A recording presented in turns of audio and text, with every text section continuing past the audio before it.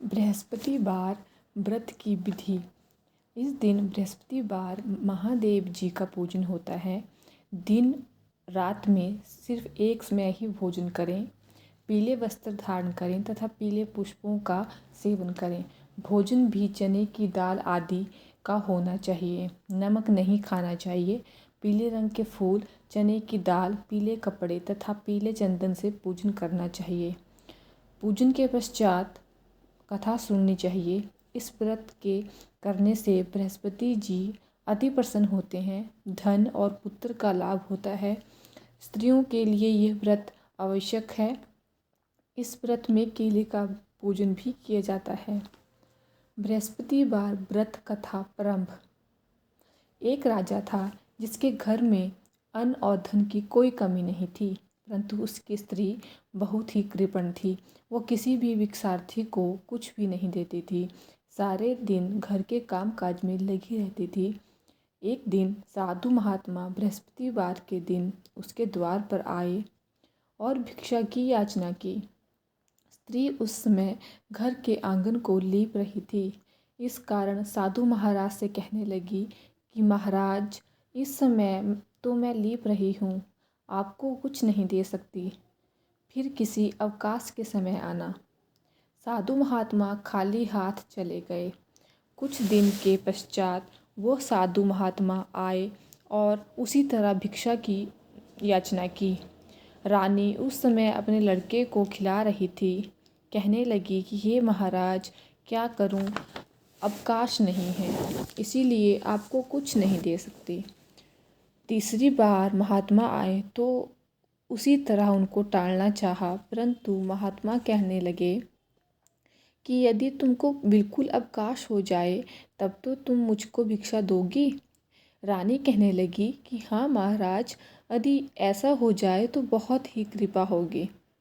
साधु महात्मा कहने लगे कि अच्छा, तो मैं तुमको एक उपाय बतलाता हूँ। बृहस्पतिवार को दिन चढ़ने पर उठो और सारे घर में झाड़ू आदि लगाकर कूड़ा एक तरफ इकट्ठा कर रख दो। घर में चौका मत लगाओ। फिर स्नान आदि करके घर वालों को कह दो कि वो हजामत आदि अवश्य बनवाएं। रसोई बनाकर चूल्हे के पीछे रखा करो, सामने कभी ना रखो। सायंकाल को बहुत अंधेरा होने के पश्चात दीपक जलाया करो तथा बृहस्पतिवार को पीले वस्त्र कभी मत धारण करो, ना ही पीले रंग की चीज़ों का भोजन करो। यदि ऐसा करोगी तो तुम्हारे घर में कोई भी काम नहीं करना पड़ेगा। रानी ने ऐसा ही किया। बृहस्पतिवार को खूब दिन चढ़ने पर उठी, झाड़ू आदि लगाकर कूड़े को घर में एक तरफ इकट्ठा कर दिया। पुरुषों ने भी हजामत आदि बनवाई। भोजन करने के पश्चात चूल्हे के पीछे रख दिया।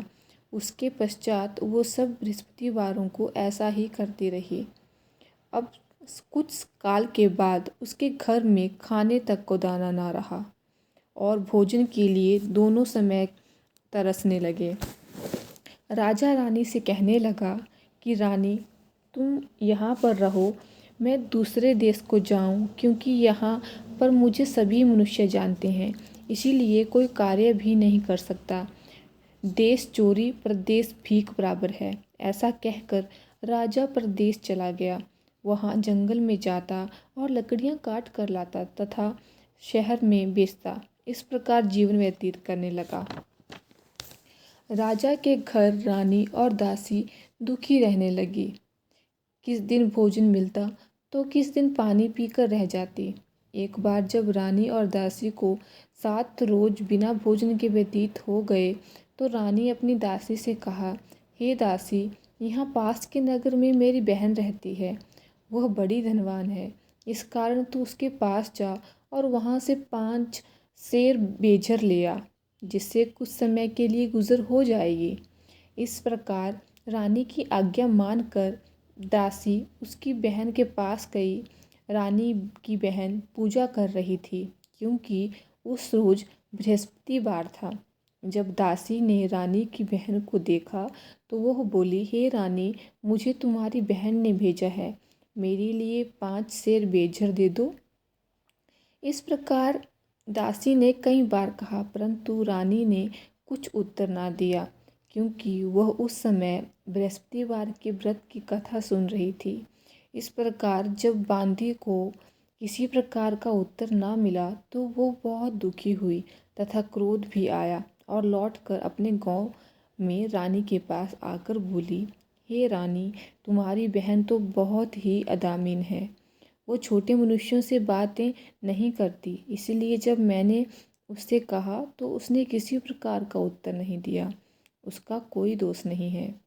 रानी ने कहा, जब बुरे दिन आते हैं तब कोई सहारा नहीं देता।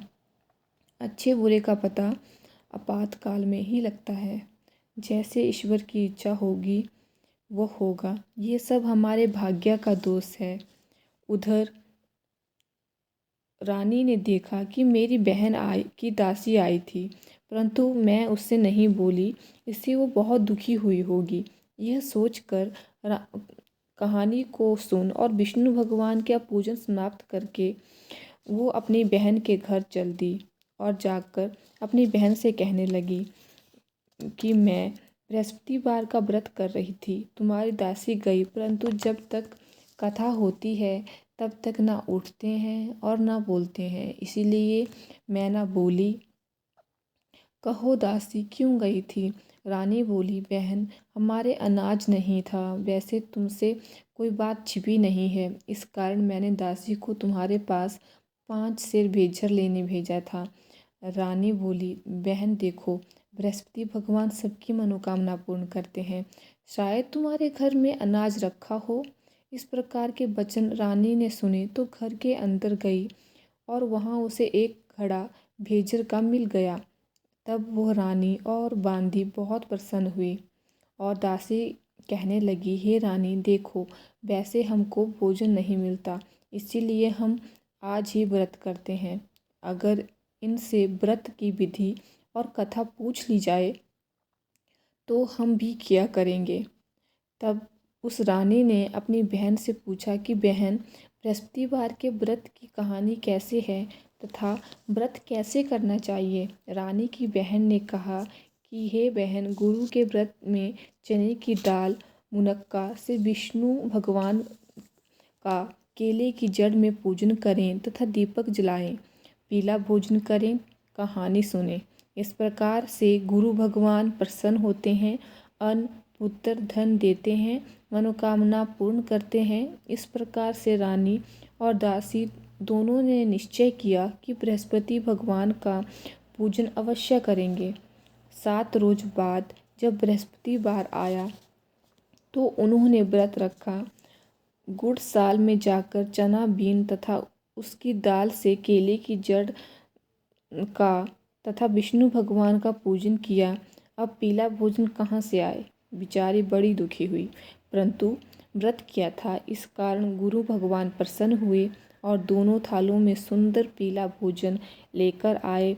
दासी को देकर बोले, हे दासी, ये तुम्हारे और रानी के लिए भोजन है, तुम दोनों करना। दासी भोजन पाकर बड़ी प्रसन्न हुई और रानी से बोली, भोजन कर लो। रानी को इस विषय के बारे में कुछ पता नहीं था, इसलिए वो बोली, अरे दासी, तू ही भोजन कर, क्यों व्यर्थ में हमारी हंसी उड़ाती है? दासी बोली, एक महात्मा भोजन दे गया है।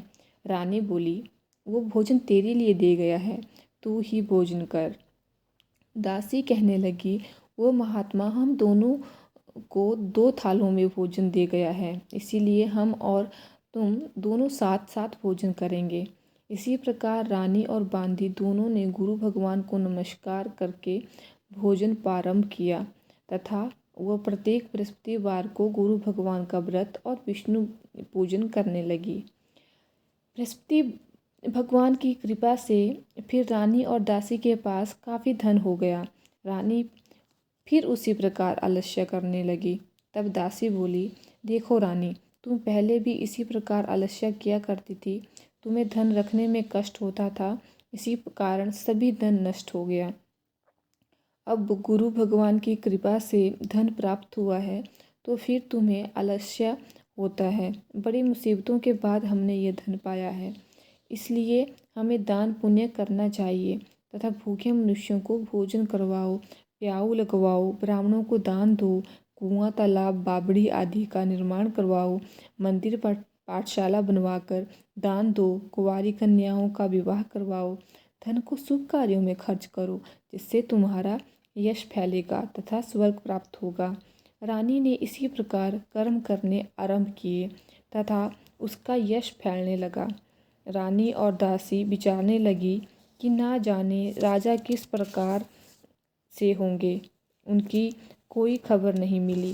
गुरु भगवान ने से उन्होंने प्रार्थना की और भगवान ने रात्रि में राजा को स्वप्न में कहा, हे राजा, उठ उठ, तेरी रानी तुझे याद करती है, अपने देश को चलो। राजा प्रातःकाल उठा और विचार करने लगा। स्त्री जाति खाने और पहनने की संगिनी होती हैं, पर भगवान की आज्ञा मानकर वो अपने नगर के लिए चलने को तैयार हुआ। इससे पूर्व जब राजा प्रदेश चला गया था तो प्रतिदिन जंगल में से लकड़ी बीन कर लाने लगा और उसे बेचकर गुजारा करता था। उसका जीवन बड़ी ही कठिनाई से व्यतीत हो रहा था। एक दिन राजा दुखी होकर पुरानी बातों को याद करने लगा।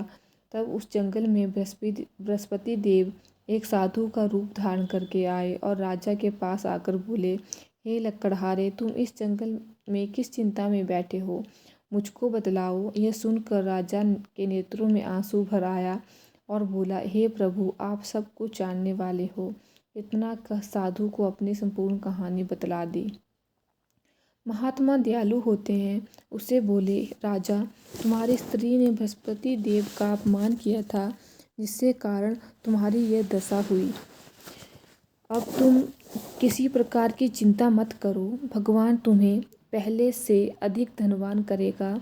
देखो, तुम्हारी स्त्री ने बृहस्पतिवार का व्रत आरंभ कर दिया है और तुम मेरा कहना मानकर बृहस्पतिवार का व्रत करके चने की दाल, गुड़, जल को लोटे में डालकर केले का पूजन करो। फिर कथा कहो और सुनो, भगवान तेरी सब मनोकामनाओं को पूर्ण करेंगे। साधु को प्रसन्न देख राजा बोले, हे प्रभु, मुझे लकड़ी बेचकर इतना पैसा नहीं मिलता जिससे भोजन करने के उपरांत कुछ बचा सकूं। मैंने रात्रि में अपनी रानी को व्याकुल देखा है।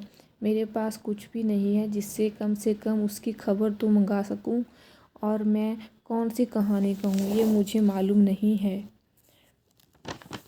साधु ने कहा, राजा, तुम किसी प्रकार की चिंता मत करो। बृहस्पतिवार के दिन रोजाना की तरह लकड़ियाँ लेकर शहर जाओ। तुमको उस दिन रोज से दुगना धन प्राप्त होगा, जिससे तुम भली प्रकार भोजन कर लोगे तथा बृहस्पति देव की पूजा का सामान भी आ जाएगा। इतना कह साधु देवता वहाँ से लोप हो गए। धीरे धीरे समय व्यतीत होने पर बृहस्पतिवार का दिन आया। राजा जंगल से लकड़ी काट कर शहर बेचने गया। उसे उस दिन और दिन से अधिक पैसा मिला। राजा ने चना, गुड़ आदि लाकर गुरुवार का व्रत किया। उस दिन उसकी सभी कठिनाइयाँ दूर होने लगी। परंतु जब दोबारा गुरुवार का दिन आया तो राजा व्रत करना भूल गया। इस कारण बृहस्पति भगवान नाराज हो गए और उसी दिन नगरी के राजा ने विशाल यज्ञ का आयोजन किया तथा शहर में यह घोषणा करा दी कि कोई भी मनुष्य अपने घर में भोजन ना बनाए, समस्त जनता मेरे यहाँ भोजन करने आवे। इस आज्ञा को जो ना मानेगा उसके लिए फांसी की सजा दी जाएगी। राजा की आज्ञा अनुसार शहर के सभी लोग भोजन करने गए, लेकिन लकड़हारा कुछ देर से पहुंचा। इसीलिए राजा उसको अपने साथ ले गया और वहां ले जाकर भोजन करा रहे थे तो रानी की दृष्टि उस खूंटी पर पड़ी जिस पर उसका हार लटका हुआ था। वहां पर वो हार दिखाई ना दिया। रानी ने निश्चय किया कि मेरा हार इसी ने चुरा लिया है। उसी समय पुलिस बुलाकर उसे जेल खाने में डाल दिया। जब राजा जेल खाने में पड़ गया और बड़ा दुखी होकर विचार करने लगा कि ना जाने किस पूर्व जन्म के कर्म से मेरे लिए दुख प्राप्त हुआ है, और उसी साधु को याद करने लगा जो कि जंगल में मिला था। उसी समय तत्काल बृहस्पति देव साधु के रूप में प्रकट हो गए और उसकी दशा को देखकर कहने लगे, अरे मूर्ख, तूने बृहस्पति देवता की कथा नहीं की, इसी कारण तेरे लिए दुख प्राप्त हुआ है। अब चिंता मत कर, बृहस्पति के दिन जेल खाने के दरवाजे पर 4 पैसे पड़े मिलेंगे। उनसे तू बृहस्पतिवार का पूजन करना, तेरे सभी कष्ट दूर हो जाएंगे। बृहस्पतिवार के दिन उसे 4 पैसे मिले। राजा ने कथा की तो उसी रात्रि को बृहस्पति देव ने नगर के राजा को स्वप्न में कहा, हे राजा, तुमने जिस आदमी को जेल में बंद किया है वो निर्दोष है, उसे छोड़ देना। रानी का हार तुझे उसी खूंटी पर लटका हुआ मिलेगा। अगर तू नहीं छोड़ेगा तो मैं तेरे राज्य को नष्ट कर दूंगा। इसी प्रकार के रात्रि के स्वप्न को देखकर राजा प्रातःकाल उठा और खूंटी पर हार को देखकर लकड़हारे को बुलाकर क्षमा मांगी तथा राज्य को योग्य सुंदर वस्त्र आभूषण देकर विदा किया। राजा जब नगर के निकट पहुंचा तो उसे बड़ा ही आश्चर्य हुआ। नगर में पहले से अधिक बाग, तालाब और कुएं हैं। बहुत सी धर्मशाला, मंदिर आदि बन गए हैं। राजा ने पूछा, ये किसका बाग और धर्मशाला है? तो नगर के लोग कहते हैं कि ये सब रानी और बांदी के हैं। तो राजा को और भी आश्चर्य हुआ तथा गुस्सा भी आया। जब रानी ने यह खबर सुनी कि राजा आ रहे हैं तो उसने बांदी से कहा कि ये दासी देख, राजा हमको कितनी बुरी हालत में छोड़ गए थे, कहीं हमारी ऐसी हालत देखकर लौट न जाएं, इसलिए तू दरवाजे पर खड़ी हो जा। आज्ञा अनुसार दासी दरवाजे पर खड़ी हो गई और राजा आए तब तक राजा खड़ी हो गई और राजा आए तब उन्हें अंदर ले आई। तब राजा ने क्रोध करके अपनी तलवार निकाली और पूछने लगे कि ये धन तुम्हें कैसे प्राप्त हुआ? तो उन्होंने कहा कि हमें ये बृहस्पति देव के प्रभाव से प्राप्त हुआ है। राजा ने निश्चय किया कि 7 रोज बाद तो सभी बृहस्पति देव का पूजन करते हैं, परंतु मैं रोजाना दिन में 3 बार कहानी कहूँगा तथा रोज व्रत किया करूँगा। अब हर समय राजा के दुपट्टे में चने की दाल बंधी रहती तथा दिन में 3 बार कहानी कहता। एक दिन राजा ने विचार किया कि चलो अपनी बहन के पास हो आएं। इस प्रकार निश्चय कर राजा घोड़े पर सवार होकर अपनी बहन के यहाँ चलने लगा। मार्ग में देखा कि कुछ आदमी एक मूर्ति को लिए जा रहे हैं। रोक कर राजा कहने लगा, अरे भैया, मेरी बृहस्पतिवार की कहानी सुन लो। वो बोले, लो, हमारा आदमी मर गया है, इसको अपनी कहानी की पड़ी है। परंतु कुछ आदमी बोले, अच्छा कहो, हम तुम्हारी कहानी सुनेंगे। राजा ने दाल निकाली और जब कहानी आधी हो पाई थी कि मुर्दा हिलने लगा और कहानी जब समाप्त हुई तो वह राम राम कहकर खड़ा हो गया। आगे मार्ग में उसे एक किसान खेत में हल चलाता मिला। राजा ने उसे देखा और बोला, अरे भैया, तुम मेरी बृहस्पति की कहानी सुन लो। किसान बोला, जब तक मैं तेरी कहानी सुनूंगा तब तक 4 हिरैया जोत लूँगा।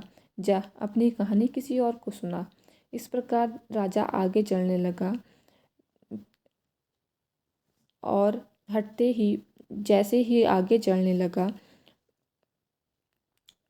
राजा के हटते ही बैल पछाड़ खाकर गिर गए तथा किसान के पेट में दर्द होने लगा। उसी समय उसकी माँ रोटी लेकर आई तो उसने देखा, अपने पुत्र से सब हाल पूछा और बेटे ने सब हाल कह दिया। तो बुढ़िया दौड़ी दौड़ी उस घुड़सवार राजा के पास आई और उसे कहने लगी, मैं तेरी कहानी सुनूंगी, तू कथा मेरे खेत में चलकर कह। राजा ने बुढ़िया के खेत पे कहानी कही, जिससे वो बैल उठ खड़े हुए तथा किसान के पेट का दर्द बंद हो गया। राजा अपनी बहन के घर कुशल पूर्वक पहुँच गया। बहन ने भाई की खूब मेहमानमानी की। दूसरे दिन प्रातःकाल राजा जागा तो देखा कि सब लोग भोजन कर रहे हैं। राजा ने अपनी बहन से कहा कि कोई मनुष्य है जिसने भोजन ना किया हो, वो मेरी बृहस्पतिवार की कहानी सुन ले। बहन बोली, भैया, ये देश ही ऐसा है। प्रथम यहाँ सभी लोग भोजन करते हैं, बाद में अन्य काम करते हैं। अगर कोई पड़ोस में हो तो देखाऊं। वो ऐसा कहकर देखने चली गई। परंतु ऐसा व्यक्ति कोई नहीं मिला जिसने भोजन न किया हो। अतः वो एक कुम्हार के यहाँ गई जिसका लड़का बीमार था। उसे मालूम हुआ कि उसने यहाँ 3 दिन से भोजन नहीं किया है। रानी अपने भाई की कहानी सुनने के लिए कुम्हार से कहा। वो तैयार हो गया। राजा वहाँ जाकर बृहस्पतिवार की कहानी कही, जिसको सुनकर उसका लड़का ठीक हो गया। अब राजा की प्रशंसा होने लगी। एक दिन राजा ने अपनी बहन से कहा कि ये बहन, हम घर अपने जाएंगे, तुम भी तैयार हो जाओ। ये बात सुनकर राजा की बहन की सास बोली, हाँ तू चली जा, परंतु अपने लड़के को मत ले जाना, क्योंकि तेरे भाई के संतान नहीं है। बहन ने अपने भैया से कहा, ये भैया, मैं तो चलूँगी, परंतु बालक नहीं जाएगा। राजा बोला, जब कोई बालक नहीं जाएगा तो तुम ही क्या करोगी। बड़े दुखी मन से राजा अपने नगर को लौट आया। राजा ने अपनी रानी से कहा, हम निर्वंशी राजा हैं, हमारा मुँह देखने का धर्म नहीं है और कुछ भोजन आदि नहीं किया। रानी बोली, हे राजा, बृहस्पति देव ने हमें सब कुछ दिया है, हमें संतान भी अवश्य देंगे। उसी रात्रि बृहस्पति देव ने राजा के स्वप्न में आकर कहा, राजा उठ, सभी सोच को त्याग दे, तेरी रानी गर्भ से है। राजा को यह समाचार सुन बड़ी खुशी हुई। 9वें महीने में उसके 2 पुत्र पैदा हुए। तब राजा बोला, हे रानी, स्त्री जाति बिना भोजन के रह सकती है, बिना कहे नहीं रह सकती। जब मेरी बहन आवे तो तुम कुछ ना कहना। रानी ने हाँ कह दी। जब राजा की बहन ने यह समाचार सुना, वो बड़ी खुशी हुई तथा वो बधाई लेकर अपने भाई के यहाँ आई। तभी रानी कहने लगी, घोड़े चढ़कर तो नहीं आई, गधे चढ़ी आई। राजा की बहन बोली, भाभी, मैं इसी प्रकार से ना कहती तो तुम्हें संतान कैसे प्राप्त होती। बृहस्पति देव ऐसे ही हैं, जैसे जिनके मन में कामनाएं होती हैं सभी को पूर्ण करते हैं। जो भावना से प्रेम पूर्वक बृहस्पतिवार का व्रत करता है तथा कथा पढ़ता है अथवा सुनता है तथा दूसरों को सुनाता है, बृहस्पति देव उनकी सब मनोकामनाएं पूर्ण करते हैं। बोलो बृहस्पति देव भगवान की जय। ओम प्रीम बृहस्पते नमो नमः। ओम प्रीम बृहस्पते नमो नमः। ओम प्रीम बृहस्पते नमो नमः। विष्णु भगवान की जय। ओम प्रीम बृहस्पते नमो नमः।